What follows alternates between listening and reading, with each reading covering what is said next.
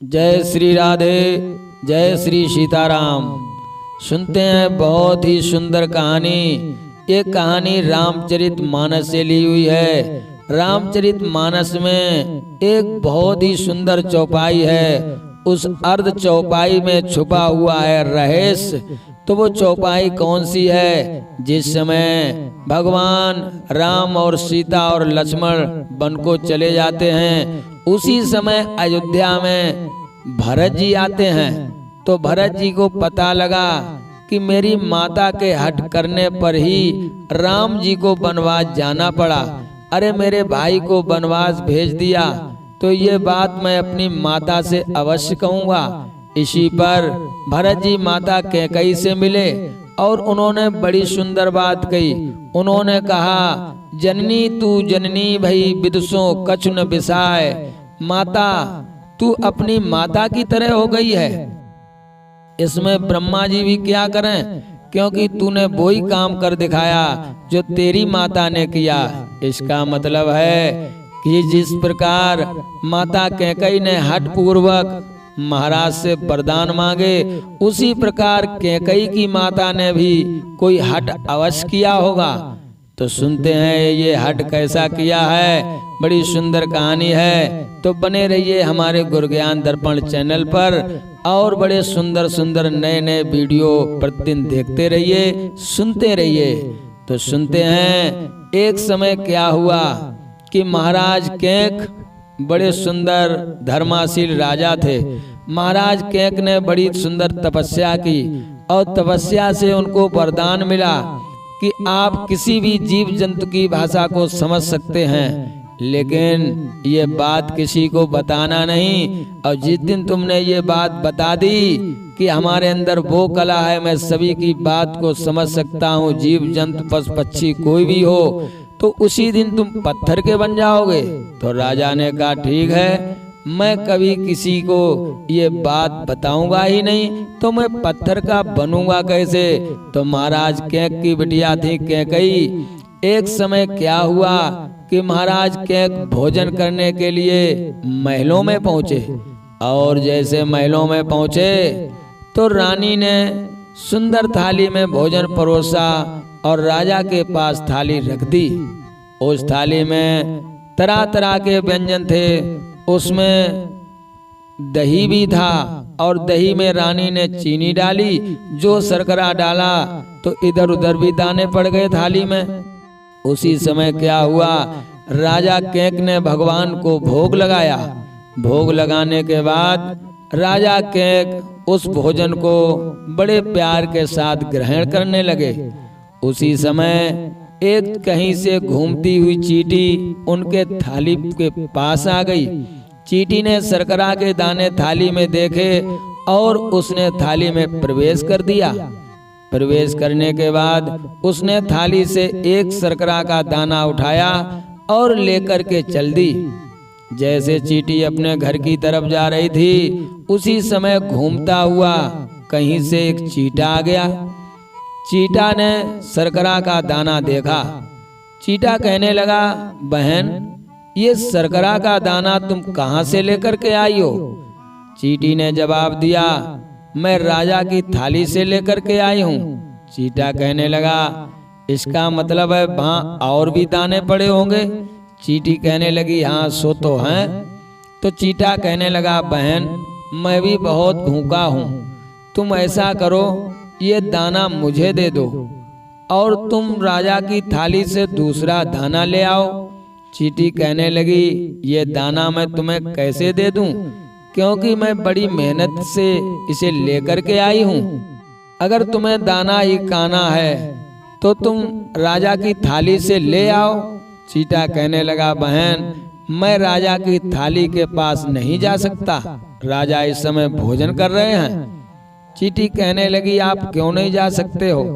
मैं तो अभी अभी जाकर के दाना लाई हूँ। चींटा कहने लगा, बहन, तुम ब्राह्मणी हो और मैं शूद्र हूँ, भला मैं राजा के थाली के पास कैसे जा सकता हूँ? अगर मैं थाली के पास जाऊंगा तो राजा का भोजन अशुद्ध हो जाएगा। चींटी कहने लगी, आप जाएं या न जाएं, लेकिन मैं ये दाना तुम्हें दे नहीं सकती हूँ। मेरी तो राय मानो तो ये विचार छोड़ दो और राजा की थाली से दाना ले आओ। चींटा कहने लगा, बहन मैं मर सकता हूँ लेकिन राजा की थाली में प्रवेश नहीं कर सकता हूँ, क्योंकि धर्माशील राजा का भोजन अशुद्ध हो जाएगा। इतनी जो दोनों की बात हो रही थी, इधर महाराज केक ये बातें सब सुन रहे थे, क्योंकि उन्हें तो वरदान था कि सभी की भाषा को वो सुन सकते हैं और समझ भी सकते हैं। तो राजा केक ने जब ये सुना कि चींटा का भाव देखा कि एक शूद्र होकर के और ये थाली के पास नहीं आ रहा है, भूखा मर सकता है लेकिन थाली में प्रवेश नहीं कर सकता है, इतना सुंदर भाव सुनकर राजा ठट्टा दे करके हंसने लगे। और जैसे राजा की हंसी निकली, उसी समय रानी ने देखा तो रानी के मन में विचार आया, लगता है भोजन में कोई कमी है, इसीलिए राजा हंस रहे हैं, या तो नमक या फिर मिर्चा या फिर भोजन सही नहीं बना है।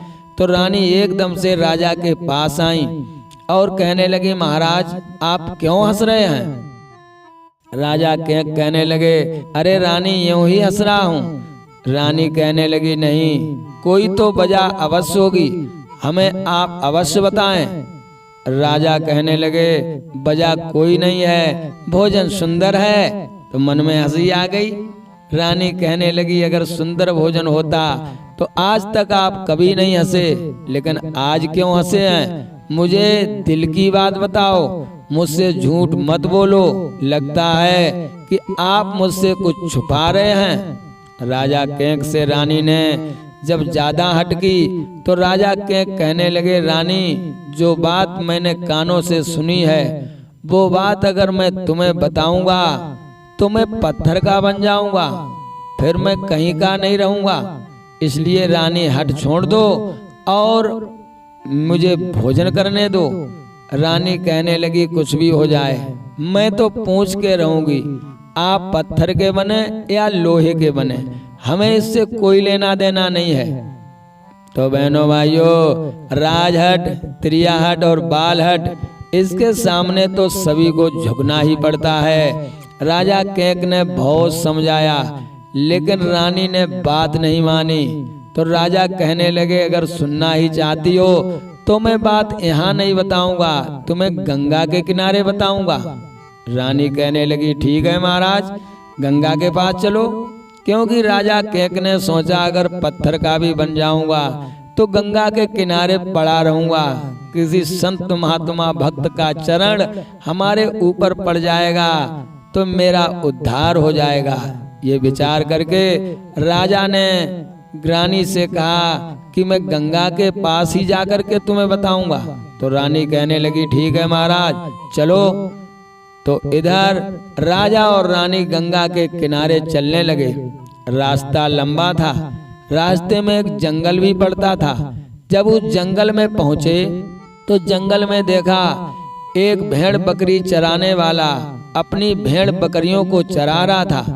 तो राजा तो उन्हें तो वरदान ही था कि पशु पक्षियों की भाषा को समझ लेते थे। उसी समय राजा उन्हीं भेड़ बकरियों के बीच से रानी के साथ गुजरे तो उन्होंने क्या देखा, जंगल में एक कुआं है और कुएं में बड़ी सुंदर सुंदर हरी हरी घास लटकी हुई है। इतनी सुंदर घास लटकी है कि उस घास को एक बकरी ने देखा और बकरी चिल्ला के बकरा से कहने लगी, इधर आओ इधर आओ। तो बकरा पास में गया, कहने लगा, क्या बात है? तो बकरी कहने लगी, इस कुएं में देखो कितनी सुंदर घास लटक रही है, मैं ये घास खाना चाहती हूँ, आप तो मुझसे बहुत प्रेम करते हो। बकरा ने कहा, सो तो करता हूँ। तो बकरी ने कहा, तो ये घास मुझे तोड़ कर दे दो, मैं खा लूं। बकरा ने कहा, ठीक है, मैं अभी तोड़े देता हूँ। बकरे ने कुआं के पास जाकर के और अपने दोनों पैर आगे बढ़ाए और मुंह बढ़ाया, लेकिन वो घास उसके मुख में नहीं आई, वो घास को तोड़ नहीं पाया। तो बाहर फिर आ गया। बकरी कहने लगी, क्यों घास क्यों नहीं लाए? बकरा कहने लगा, अरे छोड़ो, जंगल में तो तरह तरह की घासें हैं, कहीं चर लेना, इस घास के चक्कर में मत रहो, वरना मैं कुआं में गिर जाऊंगा। बकरी कहने लगी कुछ भी हो जाए, कुआं में गिरो या ना गिरो, लेकिन मुझे ये घास चाहिए। बकरा ने फिर कोशिश की। बकरा ने आगे टांगे करके मुंह बढ़ाया, लेकिन घास फिर भी नहीं तोड़ पाया। बकरा फिर बाहर आया, बकरी से कहने लगा, अरे मेरी जान क्यों ले रही हो? तुम इस घास को तोड़वाओगी तो मैं नीचे गिर जाऊंगा। बकरी कहने लगी, कैसे हो तुम जो अपनी प्रेमिका के लिए एक घास का तुनका तक नहीं ला सकते हो? ऐसे से तो प्रेम करना ही बेकार है। जाओ जल्दी लेकर के आओ। फिर उसने कोशिश की, लेकिन घास नहीं तोड़ पाया। फिर बकरी ने कहा, घास क्यों नहीं लाए हो? बकरा कहने लगा, मैं कुआं में गिर जाऊंगा, तुम तो आराम से चरोगी, मैं तो कुआं में पड़ा पड़ा मर जाऊंगा, मैं ये घास नहीं ला सकता। बकरी कहने लगी, तो कैसे तुम मुझसे प्रेम करते हो? तब तो कहते थे कि मैं तुम्हारे लिए जान भी दे सकता हूँ, लेकिन आज घास का टुकड़ा तक नहीं ला पाए। बकरे ने जब ये बात सुनी तो बकरा को क्रोध आ गया और बकरे ने 2-4 हुड्डें जो बकरी के मारी। चलती है कि नहीं?